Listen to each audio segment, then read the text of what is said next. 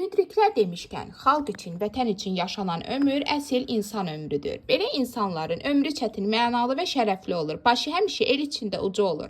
Onlar öz xoşbəxtliyini, saadətini, varlığını vətənə, xalqa ləyaqətlə xidmətdə görür. Belə insanlar öz xalqının, millətinin mənəvi siması genofondadır desək, səhv etmərik.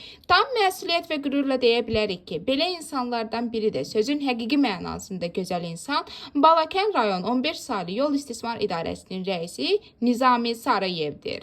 Balakən rayon 15 saylı yol istismarı idarəsinin rəisi Nizami müəllim peşəkarlığı, qayğıkeşliyi ilə seçilən insandır. Şərəfli vəzifəyə yiyələnən Nizami müəllim bu işin müqəddəsliyini qoruyub saxlayır. Kömək etdiyi hər kəsin rəğbətini qazanan insanlardandır.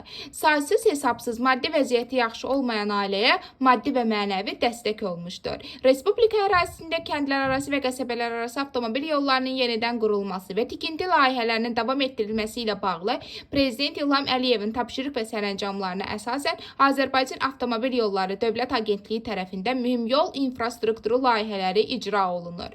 Nizami Sarıyev hər zaman dövlətə, dövlətçiliyə, xalqa, millətə, ulu öndərin ideyalarına və onun siyasi kursuna sədaqətlə xidmət etmişdir.